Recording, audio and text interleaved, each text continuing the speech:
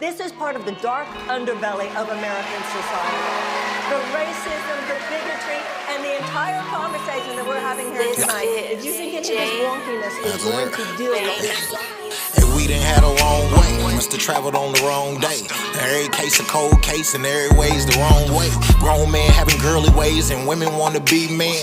Go to church every weekend and then leave out and go straight to sin. They wonder why you can't never win. I wonder why she can't find a man. I wonder why that grown woman about to leave his ass. Songs about death is what her children blast. Guess it's the red man fault for that. He been raping 13-year-olds. Now you taking part in that. Take another look at Christmas, cause that's where that shit started at. They been defiling virgins, even raping black grown men. Saying they fuck your body and then your mind and then you all sin. According to the Daily Beast, bonfires, thought to represent the sun, are key to most solstice celebrations like those in Germany that honor the sun goddess Sol. But originally the fires were more likely used for human sacrifice. Julius Caesar, especially, liked to burn men in large wooden human-shaped frames on the shortest night of the year. According to USA Today, these days, Christmas roughly coincides with the winter solstice on December 21st. In ancient Rome, when people used a different version of the calendar, called the Julian calendar, the winter solstice fell on December 25th, so the two holidays were on the same day. According to CBS News, though December 25th is the day Christians celebrate the birth of Jesus Christ, the date itself and several of the customs we've come to associate with Christmas actually evolved from pagan traditions celebrating the winter solstice. According to Wikipedia, pederasty in ancient Greece was a socially acknowledged romantic relationship between an adult male and a younger male, usually in his teens.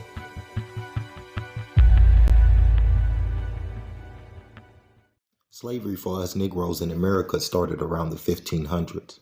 Before that, Negroes were referred to as a regal, royal people, as seen in the Hebrew Bible, 1 Peter 2, verse 9. You are a chosen race, a royal priesthood, a holy people, a holy nation, chosen unto his own possession. See, Negroes not only ruled North Africa, Negro land, and Europe, but Europe itself was named after a Hebrew princess by the name of Europia, or Yaropia. Now, just for a moment, I want to refer to the elder Nathaniel of IUIC. He gives a great tutorial on the Negroes who ruled before their enslavement. So, I'm going to show you the history of when we ruled Europe in brief, in a nutshell. I'm going to show you our rulership in Spain, and I'm going to show you how we got here. Pay close attention. Early Spanish manuscript illumination. I want you to see on the cover, this is in Spain now. You got black angels, black Christ, black cherubims. Let's go inside. Now, here is the cover of the book. Okay, angels, black Christ in the center, black cherubim on either side. Then you have more black angels with seraphim. But let's take a look at the wording here. Plate 8A to plate 8B. Christ, whose darkened flesh tones now give him an almost Negroid cast. You see how white people are? Almost Negroid cast. Let's take a look at that again.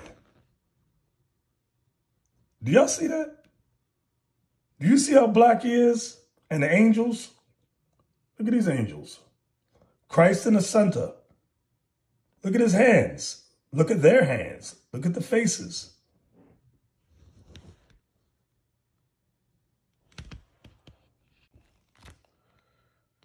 Christ, whose darkened flesh tones now give him an almost Negroid cast, is shown enthroned between two cherubs within a great circular firmament suspended from the hands of two seraphs. All right, let's go to another one. All right, this is plate 15. Let me see if they got some words for plate 15. 17, let me see. All right. Plate 15. The woman clothed with the sun, the woman clothed in the sun and the dragon. This is based on Revelation 12. And the great sign appeared in heaven, a woman clothed in the sun, and the moon was under her feet, and upon her head a crown of 12 stars, letting you know that this woman represented the 12 tribes of Israel. Let's take a look at how they painted them.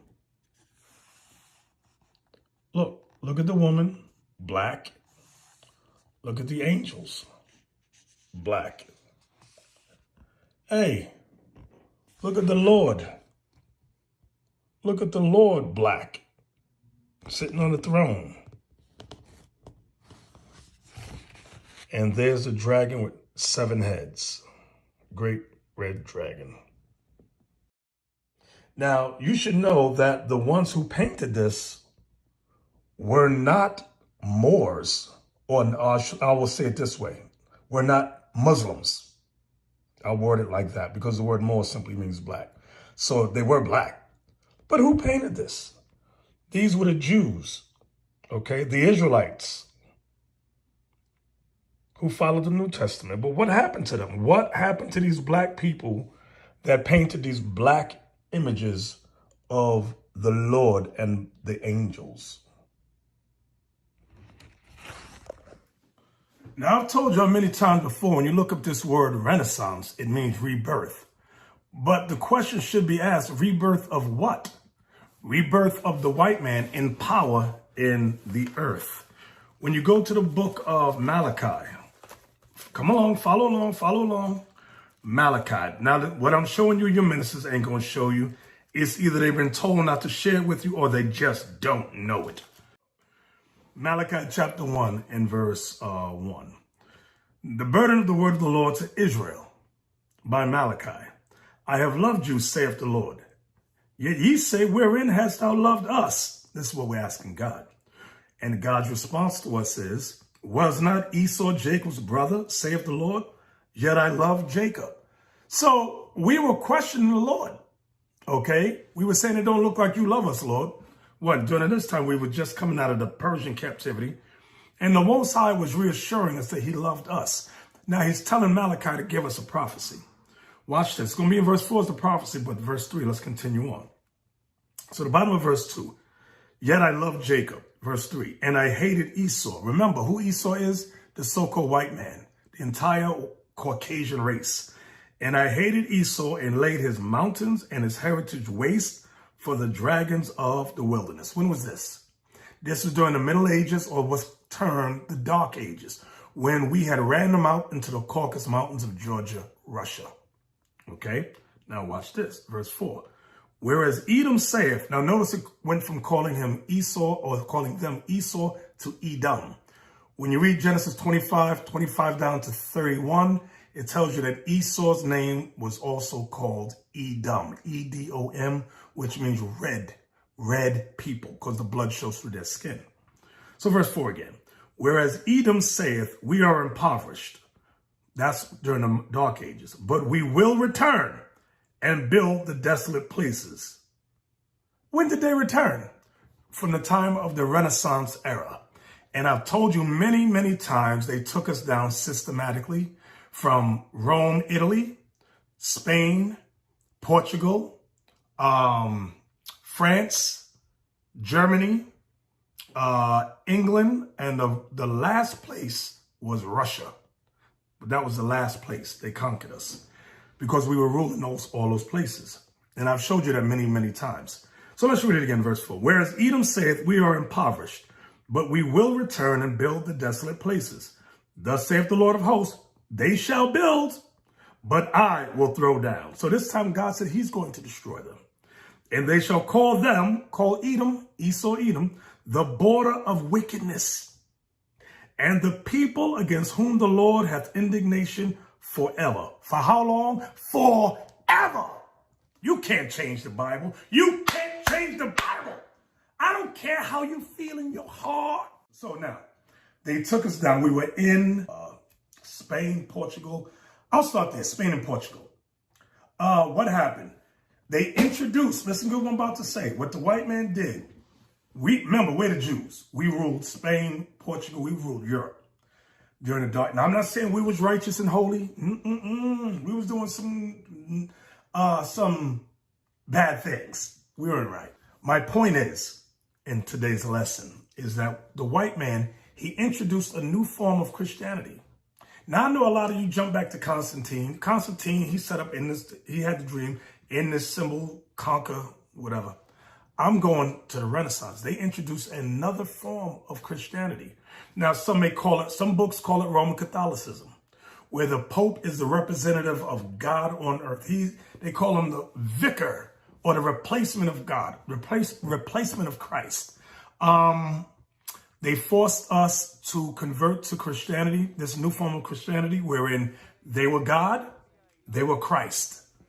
Okay, the angels were white, and that the Jews who had converted, the white man who had converted to being a Jew, they also had to, they were on top of us. This white man that we had used from the Caucasus Mountains to help us in our military, they also turned against us. Never trust your enemies, brothers and sisters. We said, these are our allies. And those very same allies turned against us. So again, this was about white supremacy. This was about hatred, okay? So again, they introduced a new form of Christianity wherein Christ was no longer black. Like when I show you the images of Christ, God and the angels, always black during the Dark Ages, always black. Now they introduced a Renaissance Jesus and forced us to submit. Those who did not submit were either murdered, castrated, enslaved, or banished. Banished where? From Spain, they banished us to Portugal. We had to pay I believe it was, I got it in the book, I'm gonna read it, like 8 talents or 10 talents of silver or gold to remain in Portugal for 6 months. And after that, they banished us to St. Thomas on the west coast of Africa, Angola, Guinea. What else did they do? And they separated us from our children. I'm going to show you that too. Image of the black in Western art. All right, I'm on page 70. And we're going to discuss 3 images. I'm going to start at image number 46, which is this one here, 46. There's going to be 47, and on the next page is 48. So I'm going to start with their commentary on painting number 46, and I think I should start here. Okay. It reads, in fact, the images in the manuscript treating of the Antichrist composed in Bavaria around 1440 to 1450, carried a powerful charge of dangerous ideas, totally unrealistic, but new. So what was the unrealistic but new idea that was so dangerous? First, we see 2 envoys of the Antichrist. Wow. By their preaching, one is leading the white king of Libya astray, the other, the king of Ethiopia and his fighting men. So let's see the Antichrist leading men astray. Let's see. Now that was 46. Remember, here's 46. I'm going to go up. Okay, leading the white king of Libya astray and his men. Let's go down. The Antichrist leading the king of Ethiopia and his men astray. So this was a dangerous idea, showing the white man leading black people and others astray with Roman Catholicism. That's what it's going into, Christianity, this new form of Christianity. So that was 46. Okay, let's go back. All right. This second image is sort of negative of the scenes in John of Opava's Evangelistery, painted less than a century earlier in Bohemia. The resemblance is striking. We should point out that the 2 scenes do not appear in the older versions of the play of the Antichrist that we have been able to consult. A little further on in the manuscript, monstrous white men and blacks carrying curved sabers and an emblazoned shield march toward the Antichrist, and kings from all over the world worship him. Now, where is this? Plate 48. All right, this is 47. Let's see. Oh, here it is, plate 48. Now, we just read monstrous white men. Here it says fabulous figures and black men marching toward the Antichrist. Adoration of the Antichrist, Bavaria, 1440 to 1450. Look, monstrous white men leading black men toward the Antichrist. Monstrous white men leading black men toward the Antichrist. I didn't make this up. Notice the white men are riding on a goat. And there's 3 of them. Let's go back. So that was 48. And blazing toward the Antichrist. And kings from all over the world worship him. Clearly what we have here is a negative countertype of the adoration of the Magi. Among the 3 crowned kings, the black comes last. Okay, here's the next one. Among the 3 crowned kings, the black comes last, and his banner, held by a black soldier, bears the caricature of a black in profile. At the next photo, now, I want you to notice the wording. Notice, it says, among the 3 crowned kings, the black comes last, and his banner, held by a black soldier, bears the caricature of a black in profile. Now, let's take a look at this. Okay, this is still dealing with this picture here. Notice it says the black comes last and the soldier's carrying the banner of a black in caricature. Now, I want you to see here, you have a white holding a white man. How come they didn't call this a caricature? I'm showing you how, who put this book together? But the point is, main point is that this is the Antichrist. And the whole world's worshiping the white man as Christ. That's the point. But I want to show y'all something. Edited by David Byman, Henry Louis Gates Jr. David Byman is a racist. This is a racist white man if you look him up. Henry Louis Gates Jr. is black, but he's a subordinate. And he lets white supremacists make foolish and evil statements regarding black people. Okay? Now, this is when this book goes into the history of when the whites began to conquer us and take us down systematically. Rome, they took us down. Spain, Portugal sent some of us to the west coast of Africa as slaves, enslaved others of us in Portugal and Spain. And they started to mislead us into this new religion of Christianity. All right. Here's a book, History of the Jews by Professor H. Grates. Going to page 339, we're going to read the underlined section. All right. I'll start here. 2 brothers, Ibn Yahya, Negro. I want y'all to see his last name, Negro, meaning black. Also frequented the court of Lisbon. They were sons of a certain Don David, who had recommended them not to invest their rich inheritance in real estate, for he saw that banishment was in store for the Portuguese Jews. So now we'd already came from Spain. We left from Spain because they were forcing us to worship Antichrist, this white image of Christ. We went to Portugal, and they allowed us to stay there only for a limited time. Let's go down. When Alfonso conquered the port of Arzilla in Africa, this is Morocco, the victors brought with them, among many thousand captive Moors, who were made captives, they brought them back, 250 Jews, they brought them back as well, who were sold as slaves throughout the kingdom. That Jews and Jewesses, men and women, should be doomed to the misery of slavery was unendurable to Abrabanel's heart. Now, he took up money. He paid for their freedom and all that. But money eventually runs out. Okay, let's go to the next section.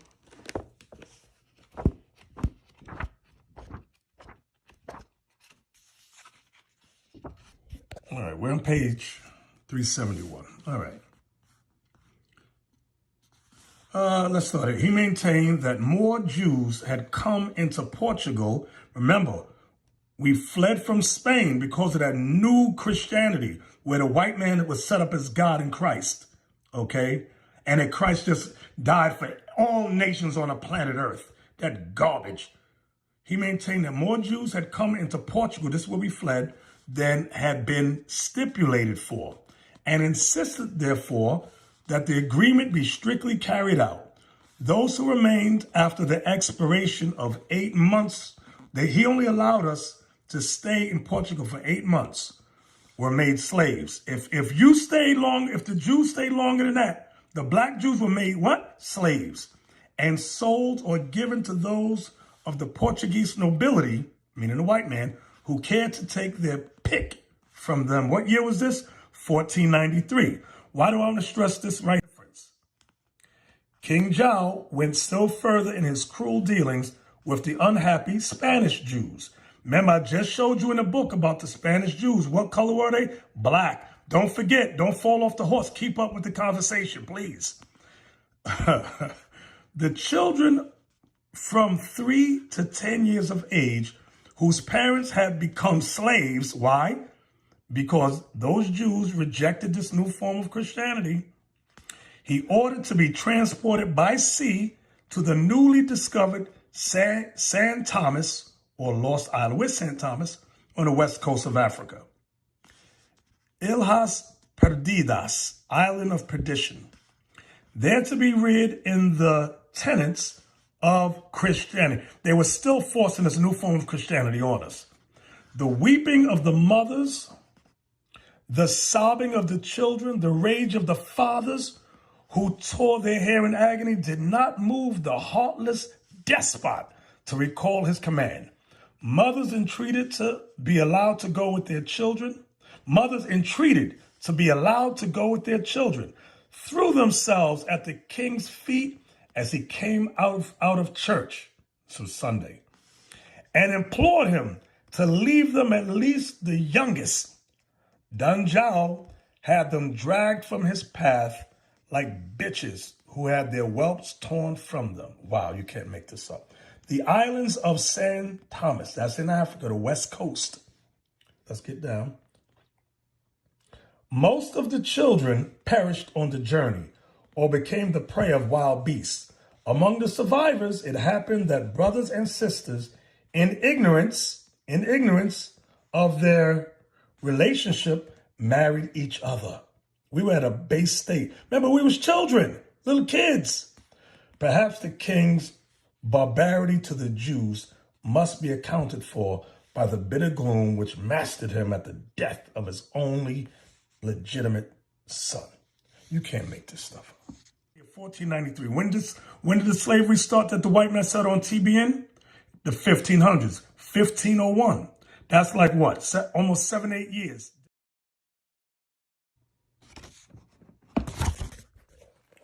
All right, I'm on page 115, Babylon and Timbuktu, the expulsion of the Jews from Spain and Portugal. Now, I wanted to reference the European books first before I went to Rudolph R. Windsor, because some of you idiots don't consider Rudolph R. Windsor a scholar because he's black. So that's why I prefaced this book with Greats, the white man, all right?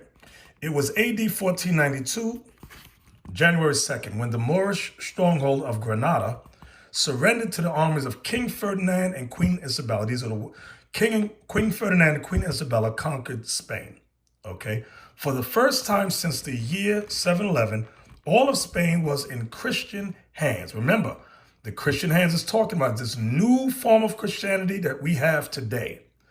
The decree to expel the Jews from Spain was signed on March 31st in one of the corridors of the great Alhambra, the palace of the Moorish kings of Granada. The reason given for the expulsion of the Jews was that it was thought they corrupted the Moranos, Jews converted to Christianity. Now, let's pause there for a second. So remember, the Moors, amongst the Moors, you had Jews, black Jews. When they were either forced to convert to Christianity, some did it willingly, but in pretense.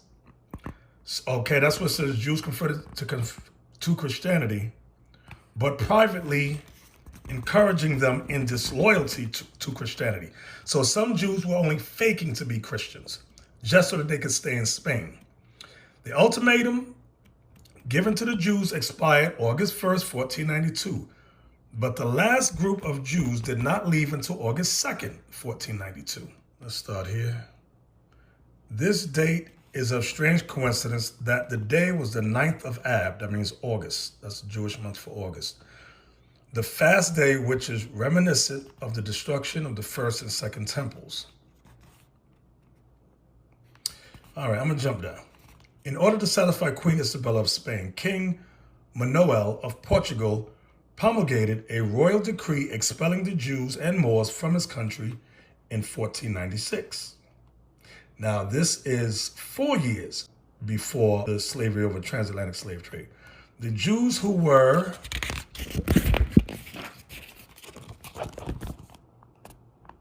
expelled from Spain and Portugal were scattered throughout the Mediterranean coast. It is estimated that over 100,000 Jews departed from Spain and Portugal during the persecutions, that's the Inquisition, and the Expulsion, that's the Inquisition. Some of these Jews went to Northern Europe, Italy, and Turkey, but most of them went to Muslim countries of Northern and Western Africa.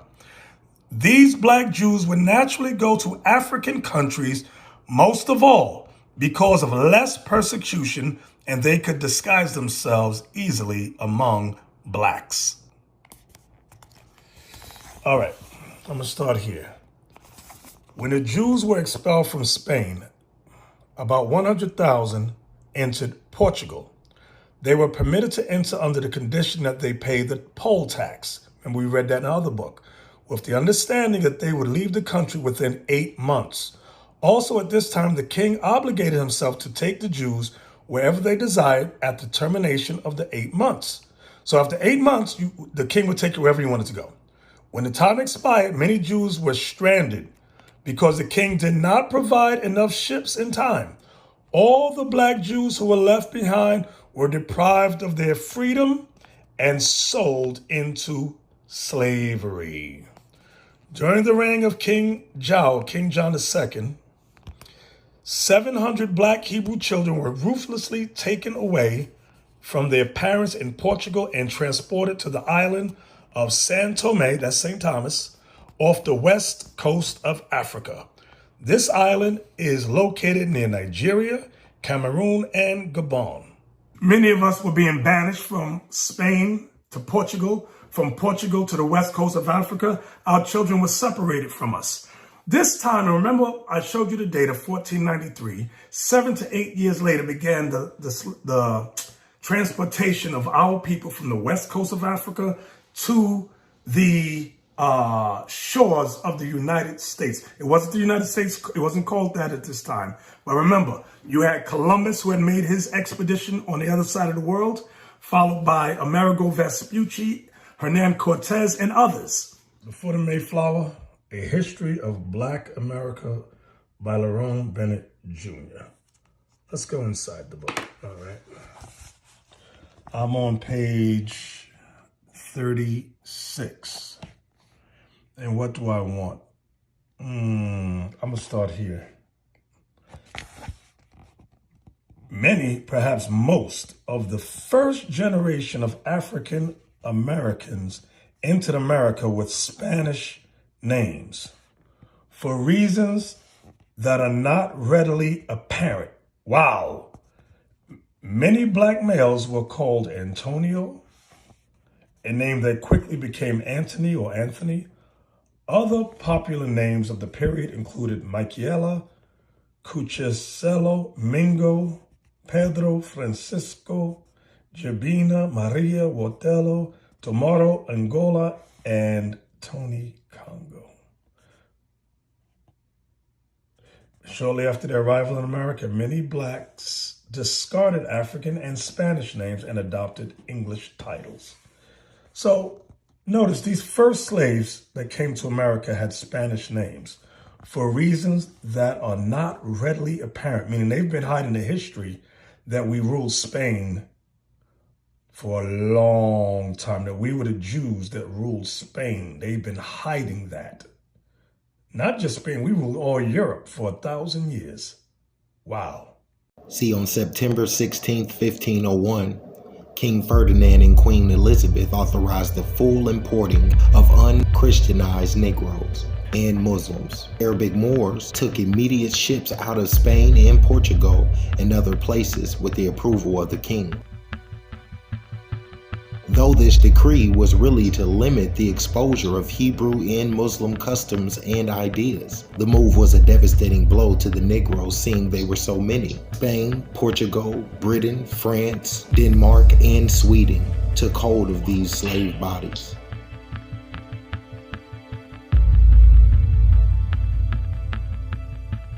Spain and Britain being one of the first to arrive in 1492, settling in Mexico, then taking most of Central America, several of the islands of the Caribbeans. Keep in mind that Spain also took Florida and California, as well as the southwest region of the US. Portugal, being light on man and losing rulership back at home, only took Brazil.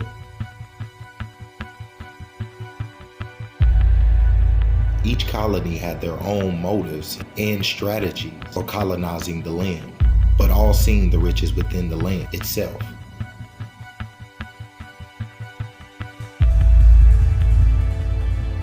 Columbus said most of the native children had gold toys, throwing them to the ground as they played.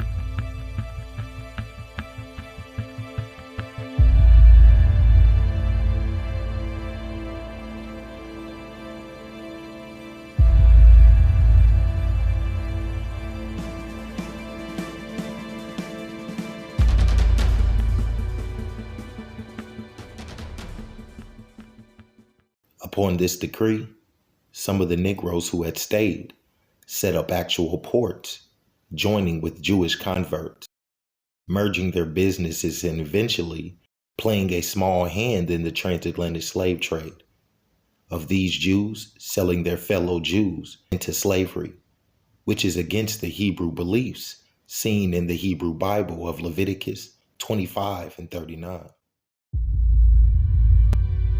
If your brother becomes poor and sells himself onto you, then you shall not make him serve as a slave.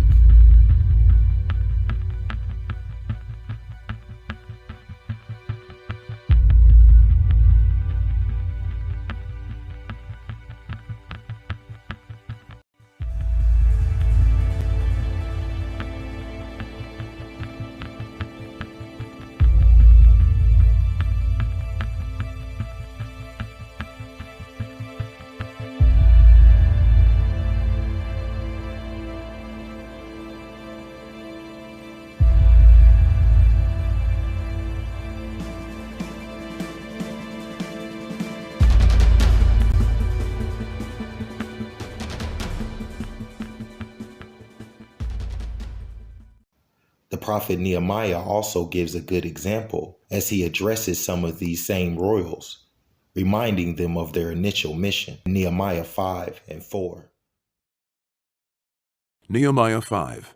And there was a great cry of the people and of their wives against their brethren the Jews. For there were that said, We, our sons and our daughters, are many. Therefore we take up corn for them, that we may eat and live. Some also there were that said, We have mortgaged our lands, vineyards, and houses, that we might buy corn, because of the dearth. There were also that said, We have borrowed money for the king's tribute, and that upon our lands and vineyards. Yet now our flesh is as the flesh of our brethren, our children as their children. And lo, we bring into bondage our sons and our daughters to be servants, and some of our daughters are brought unto bondage already. Neither is it in our power to redeem them, for other men have our lands and vineyards. And I was very angry when I heard their cry and these words. Then I consulted with myself, and I rebuked the nobles and the rulers, and said unto them, Ye exact usury, every one of his brother. And I set a great assembly against them. And I said unto them, We after our ability have redeemed our brethren, the Jews, which were sold unto the heathen. And will ye even sell your brethren? Or shall they be sold unto us? Then held they their peace, and found nothing to answer. Also I said, It is not good that ye do. Ought ye not walk in the fear of our God, because of the reproach of the heathen, our enemies? I likewise, and my brethren, and my servants, might exact of them money and corn. I pray you, let us leave off this usury. Restore, I pray you, to them, even this day, their lands, their vineyards, their olive yards, and their houses, also the 100th part of the money, and of the corn, the wine, and the oil that ye exact of them. Then said they, We will restore them, and will require nothing of them. So will we do as thou sayest. Then I called the priests, and took an oath of them, that they should do according to this promise. Also I shook my lap, and said, So God shake out every man from his house, and from his labor, that performeth not this promise. Even thus be he shaken out and emptied. And all the congregation said, Amen, and praised the Lord. And the people did according to this promise. Moreover, from the time that I was appointed to be their governor in the land of Judah, from the 20th year even unto the 32nd year of Artaxerxes the king, that is, 12 years, I and my brethren have not eaten the bread of the governor. But the former governors that had been before me were chargeable unto the people, and had taken of them bread and wine, beside 40 shekels of silver. Yea, even their servants bare rule over the people. But so did not I, because of the fear of God. Yea, also I continued in the work of this wall, neither bought we any land, and all my servants were gathered thither unto the work. Moreover, there were at my table 150 of the Jews and rulers, beside those that came unto us from among the heathen that are about us. Now that which was prepared for me daily was 1 ox, and 6 choice sheep. Also fowls were prepared for me, and once in 10 days store of all sorts of wine. Yet for all this required not I the bread of the governor, because the bondage was heavy upon this people.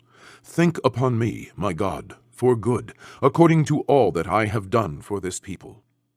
These Negroes knowingly sold, from what I can see, about 2,000 men, women, and child into slavery. It is shown that most of their trade and dealings of commerce was done with ivory. According to ThoughtCo, the trade of ivory and enslaved people. In those regions, African and Arab traders of enslaved people traveled inland from the coast, purchased or hunted down large numbers of captives in ivory, and then forced the enslaved people to carry the ivory as they marched down to the coast.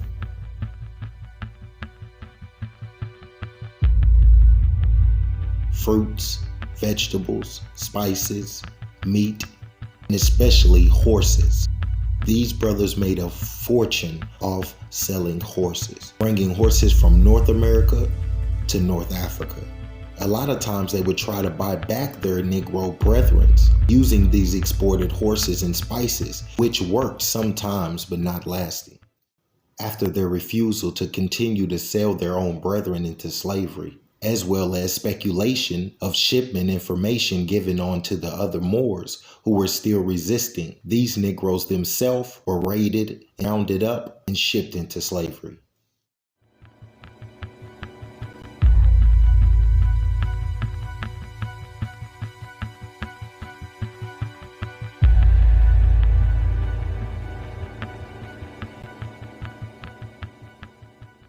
Now in the Americas, there was a great war going on, in which almost 6 million natives were battling with Caucasian invaders.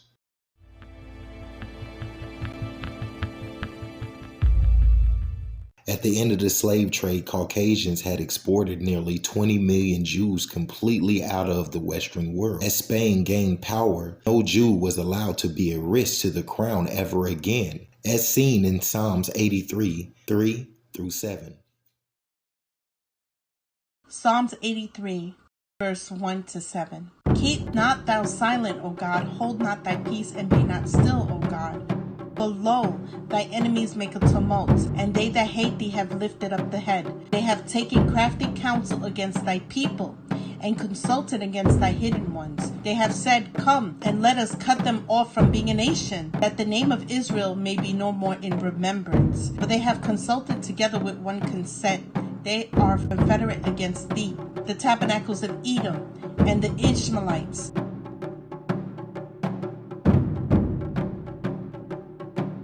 of Moab, and the Hagarenes,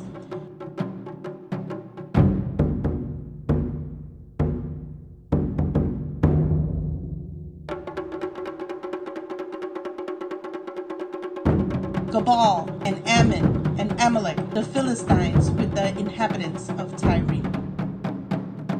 Now, Columbus did land at the Bahamas, encountering the Guarani people. There was a reported thousands of them, which kept Columbus's men on edge.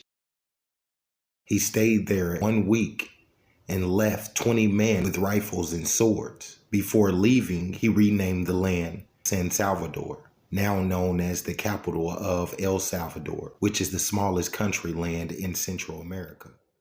And Central America is like Costa Rica, Panama, and small parts of Guatemala. In 1492, Christopher Columbus was said to have landed in the island of the Dominican Republic. He also ventured out to other islands, such as Puerto Rico.